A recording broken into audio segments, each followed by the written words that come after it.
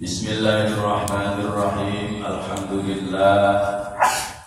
Wassalatu wassalamu ala Rasulillah Sayyidina wa maulana Muhammadin ibn Abdillah wa ala alihi wa ashabihi wa mawala wa ba'd. Anak-anak sekalian, kita akan lanjutkan pelajaran kita. Belajar menghadap sini saja. Ya, terus luruskan.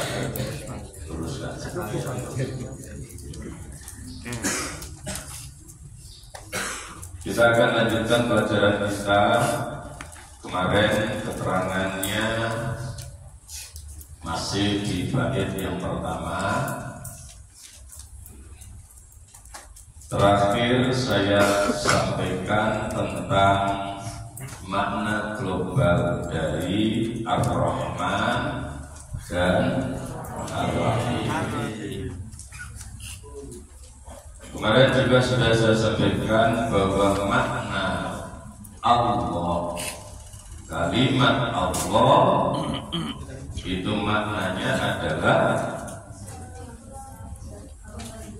kalimat Allah itu maknanya adalah zat yang awal wujudnya, yang agung zat dan sifat-sifatnya, dan yang merata luas kebaikannya. Kemudian makna Ar-Rahman adalah zat yang besar pemberian kebaikannya dan kekal pemberian anugerahnya. Sedangkan makna Ar-Rahim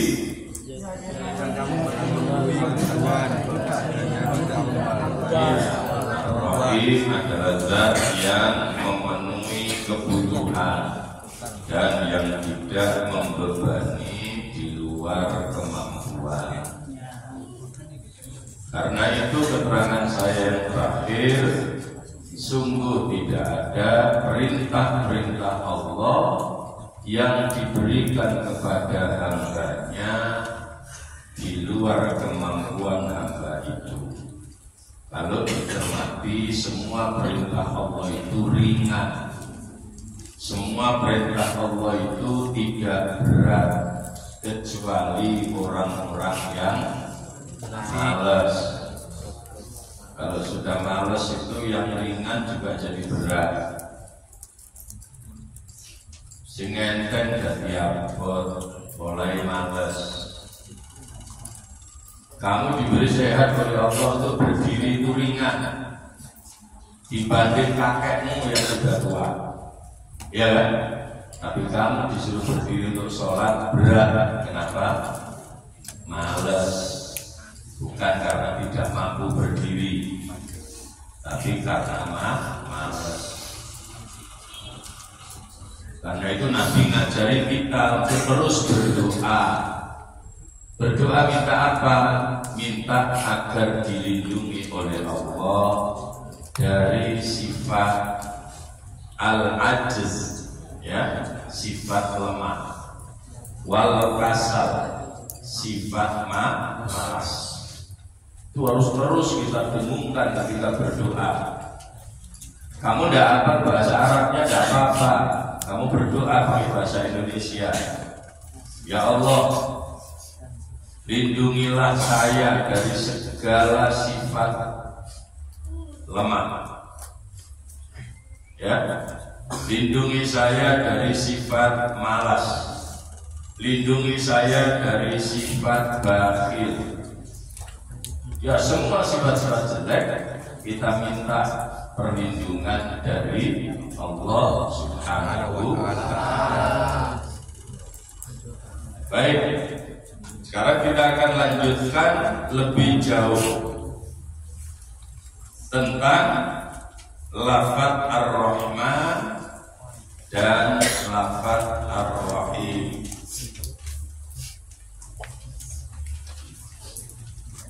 Syekh Ahmad Al-Malawi.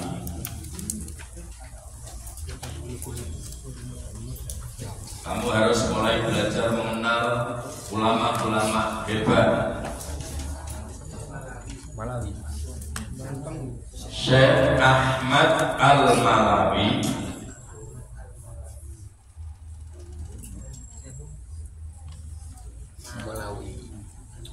beliau mengatakan bahwa lafaz Ar-Rahman, bahwa lafaz Ar-Rahman itu lebih dalam artinya daripada lafaz Ar-Rahim. Lafaz Ar-Rahman itu lebih dalam artinya daripada lafaz Ar-Rahim.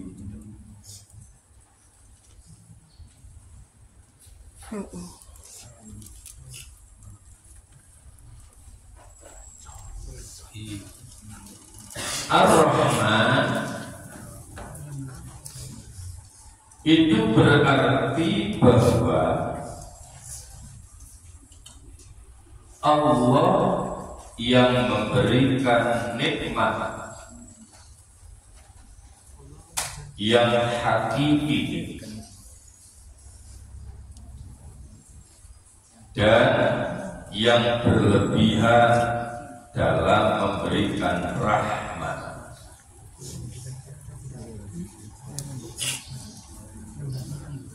Jadi lafaz Ar-Rahman itu berarti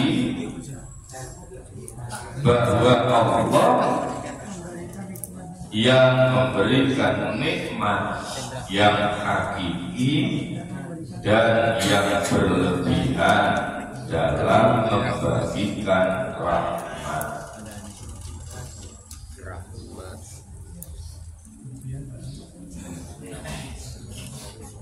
Yang begitu itu adalah tidak dimiliki selain Allah. Sifat yang seperti itu tidak dimiliki oleh selain Allah.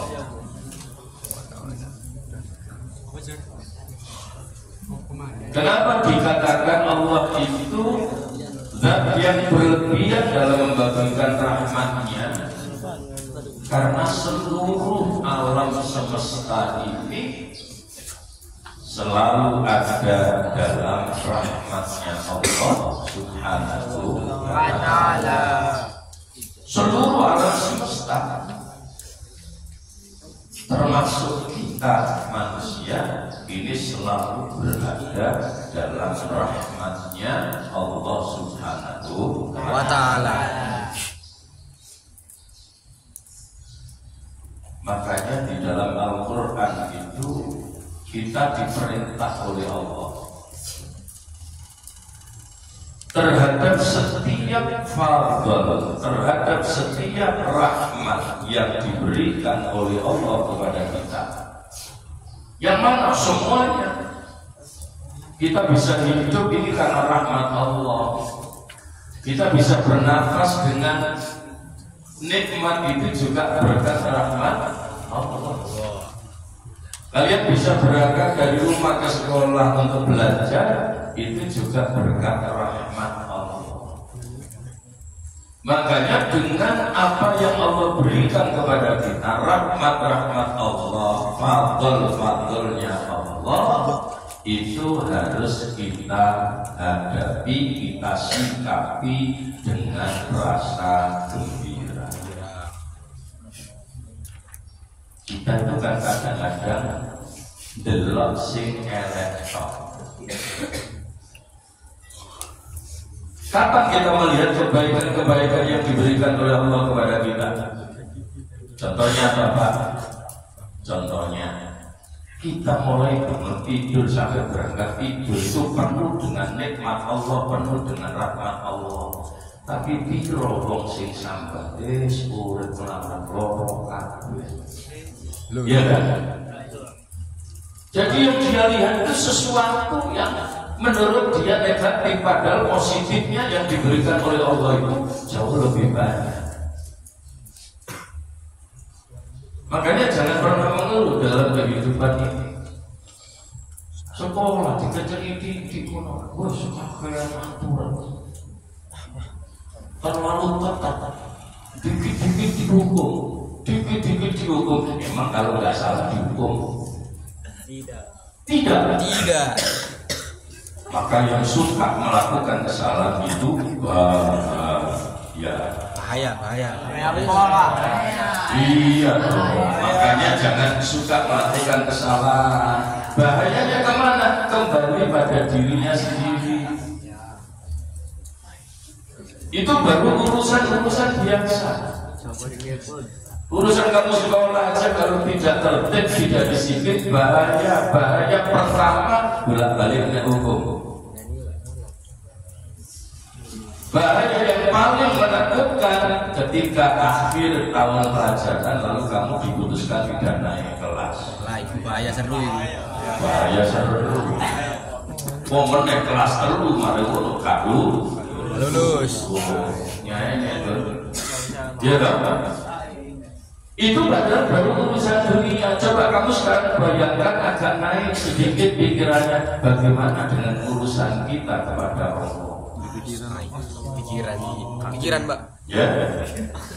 Bagaimana urusan kita dengan Allah? Coba bayangkan. Ketika kita melakukan kesalahan, tetapi Allah masih terus-menerus memberikan nikmat, bukan berarti lalu Allah membiarkan kesalahan kita. Kalau kita tidak segera berubah, maka sanksi yang paling berat justru di akhirat. Disitulah kemudian anak-anak kita di sini.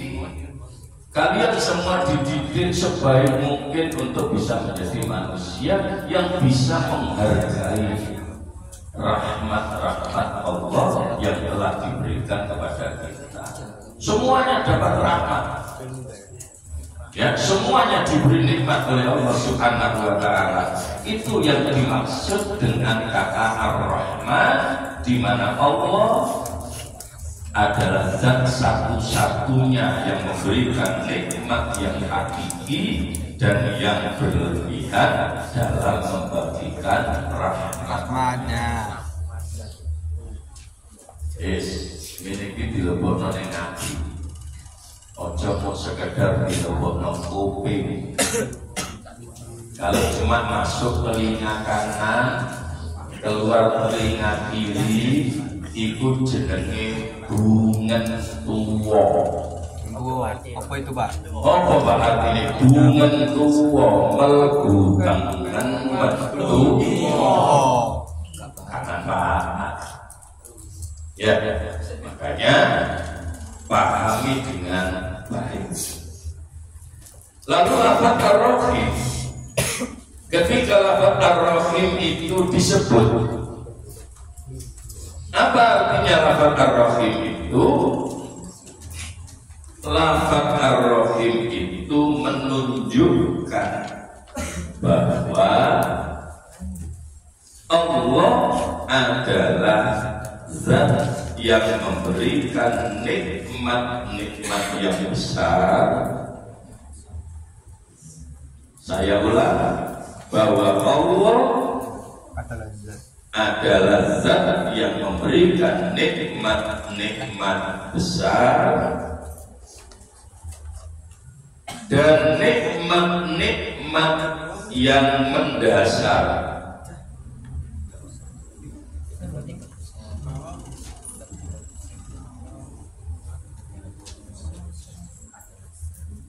Allah yang memberikan nikmat-nikmat yang besar dan nikmat-nikmat yang mendasar.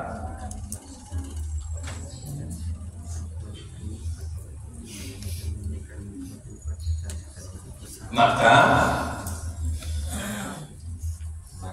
Allah menyebutkan lafaz ar-rahim dalam basmalah. Allah menyebut lafaz ar-rahim dalam basmalah agar mencakup nikmat-nikmat yang lembut, agar mencakup nikmat-nikmat yang lembut,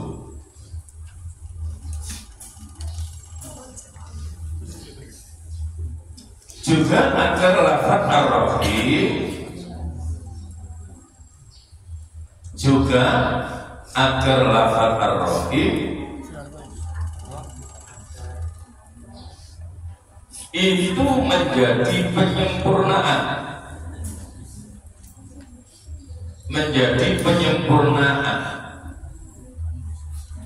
dan lebih menunjukkan berlebih-lebihannya dalam memberikan nikmat. Jadi saya ulang, maka Allah menyebutkan lafaz ar-rahim dalam basmalah agar mencakup nikmat-nikmat yang lembut, dan agar lafaz ar-rahim itu menjadi penyempurnaan dan lebih menunjukkan berlebih-lebihan dalam memberikan nikmat.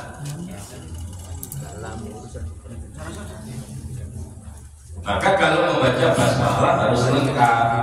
Biasakan baca basmalah lengkap. Jangan hanya bismillah gitu toh. Usahakan lengkap. Bismillahirrahmanirrahim. Mau apa saja, makan, minum, semuanya bacanya jangan hanya bismillah, tapi lengkap. Bismillahirrahmanirrahim. Yang lembut, yang lembut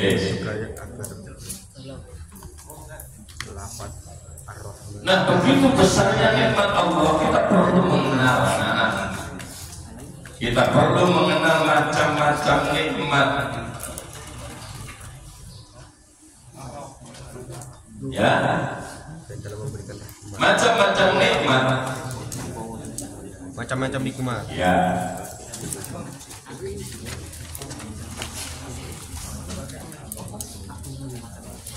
Jadi kita akan lebih jauh mengenal macam-macam Nikmat.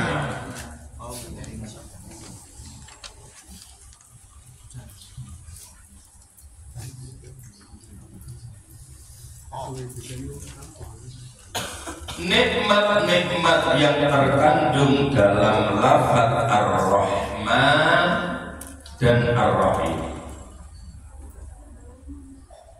Nikmat-nikmat yang terkandung dalam lafaz ar-Rahman dan ar-Rahim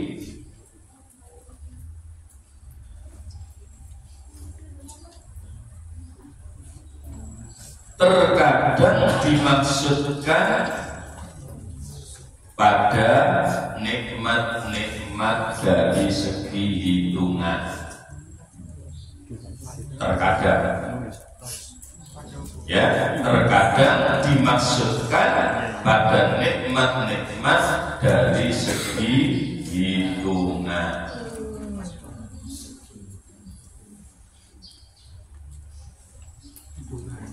Hitungan.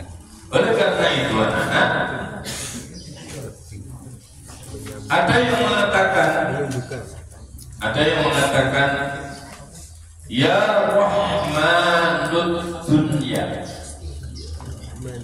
ya Rahmanud Dunya.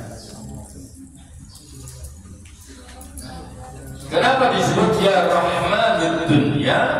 Karena Allah memberikan nikmat itu kepada semua orang, baik kepada orang mukmin maupun kepada orang kafir.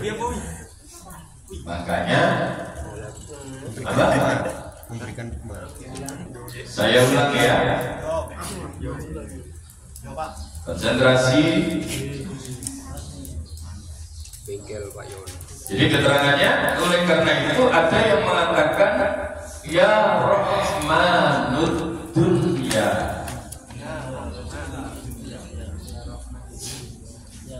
Mengapa begitu? Karena Allah memberikan nikmat kepada semua orang. Orang mukmin diberi nikmat, orang kafir juga diberi nikmat. Wong iman yo dikai urip, wong kafir yo tetep dikai urip. Wong mukmin ya juga diberi rezeki, orang kafir juga dikasih rezeki. Itu sifat rahmatnya Allah di dunia. Di dunia, sing model Robi ya dikai, alhamdulillah. Sing model Dava ini ya dikai, masih ada kelajuan kakek toh, dikai, ya. Betul. Sing model Kamal ya dikai. Waduh, ini peta dewe. Kita jadi tabu kamu ini, malah. Jadi semuanya dikasih. Orang-orang yang jauh di sana yang tidak beriman juga dikasih nikmat.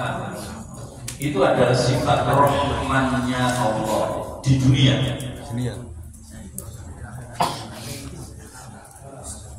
Karena itu jangan kemudian kita membandingkan nikmat di dunia itu hanya dengan melihat keimanan, hanya dengan melihat kebaikan.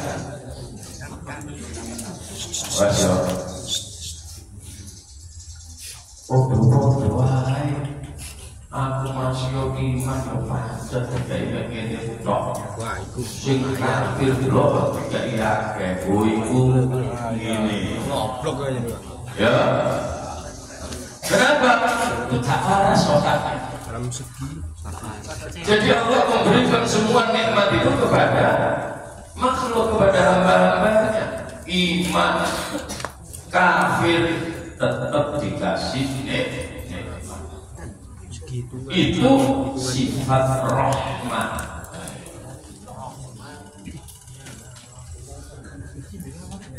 Kemudian ketika menyebut Ar-Rahim, ada yang mengatakan ya Rahim al-Akhirah. Katakan tentu ya Rahim al-Akhirah.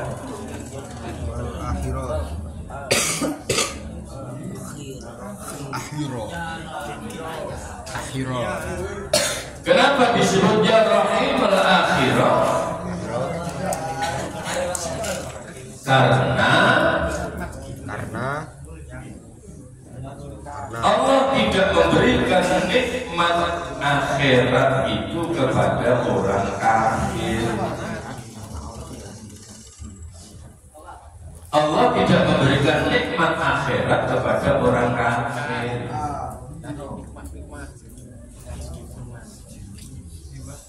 Yang diberi nikmat akhirat hanya orang-orang yang beriman, dikasih peluang untuk masuk surga. Orang kafir tidak ada peluang masuk surga. Kalau orang itu kafir sampai mati, maka dia akan berada di neraka khalidina fiha, di dalam neraka selama-lamanya.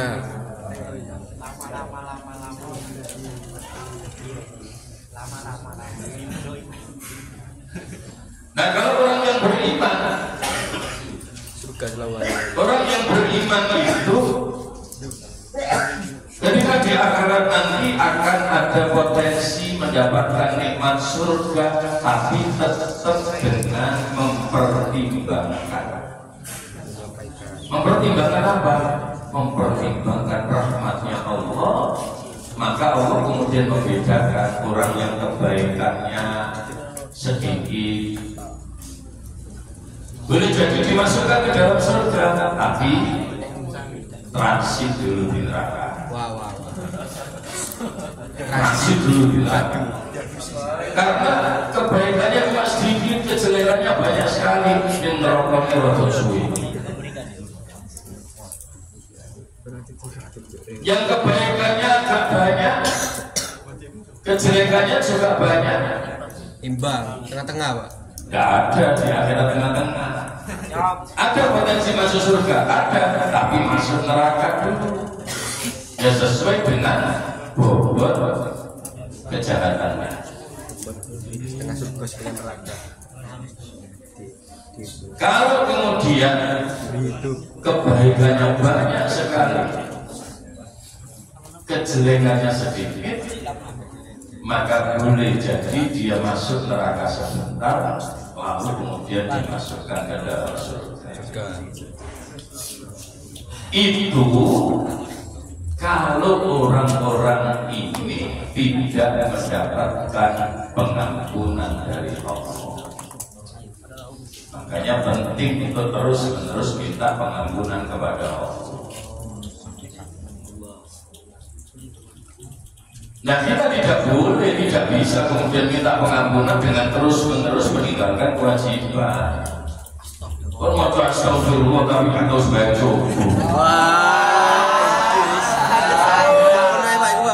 Ya, ini ya kacaku balaku. Ya. Mau istighfar tapi sembayangnya setahun lebih hidup toh. Idul Fitri kalau hidup. Cuma nggak tahu deh Pak. Orang menang istighfar berapa tapi lebih masjid kalau sudah dimayat ya. Buat nomor 11 karena sudah dimayat kayak di luar masjid. Ya. Ya untuk tak kiri Syafi Abdullah itu Untuk KTP Islam Pak. untuk KTP Islam. Iya. Nah, karena itu anak-anak kita harus imbang. Ya minta pengampunan kepada Allah itu penting, tapi menangkap perilaku juga penting. Makanya dilatih. Oh, telah ngomong aja ya, kemarin tak takoi besok jawab. Wah, urusannya gede. Ya, Nakal. perhatikan biar ada manfaatnya. Ya, biar ada manfaatnya. Setelah itu saya sebutkan catatannya. Kalau tak nyata, kayak semua catatannya, kau dulu. Ya. Robinya tadi. Buatan Pak. Kosong. Ya. Nah, karena itu anak-anak sekalian, dalam kalimat basmalah itu kita kemudian membaca basmalah itu lengkap dengan menyebut sifat utamanya Allah Ar-Rahman dan Ar-Rahim. Itulah yang diterapkan oleh Syekh Ahmad Marzuki ketika beliau memulai menyusun Nadham Aqidatul Awam. Mulai dari bait pertama Abdahu Bismillahirrahmanirrahim wa birrahimi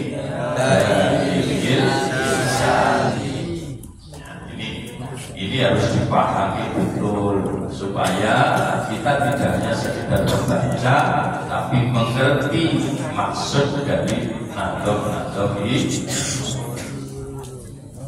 Baik, terakhir sekarang coba baca kembali nadham pertama sampai nadham keempat. Pertama kalian baca dengan membuka, setelah itu membaca lagi dengan tidak pakai membuka. Mulai latihan apa? Yes, yuk. Bismillahirrahmanirrahim.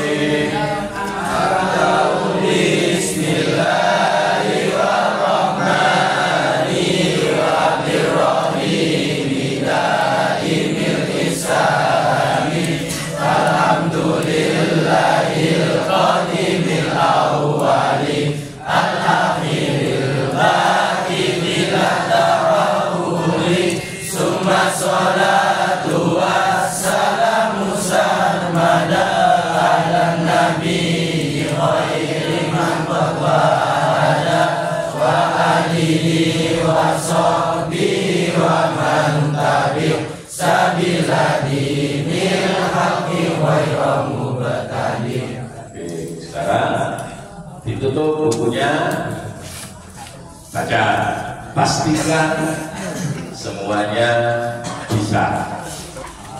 Diulang, bismillah lagi. Bismillahirrahmanirrahim. Abda'u bismillahirrahmanirrahim. Hidainil ihsani walhamdulillahil qadimil awwali al-akhiril baqi bila ta'awuri summa salatu wassalamu sarmada ala nabi khairi man qad wahada wa alihi wa sahbihi wa man tabi' sabila dinil haqqi khairam mubtadi. Alhamdulillah. Sudah punya tabungan 4 baik ya, sudah punya tabungan 4 baik. Terus kita akan dengungkan supaya semakin hari semakin lancar hafalannya ya. Baik, karena kita akhiri pelajaran kita hari ini dengan bacaan Al-Fatihah.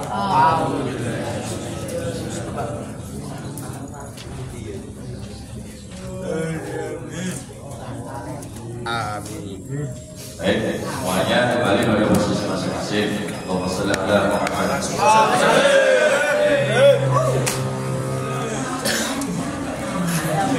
Saatnya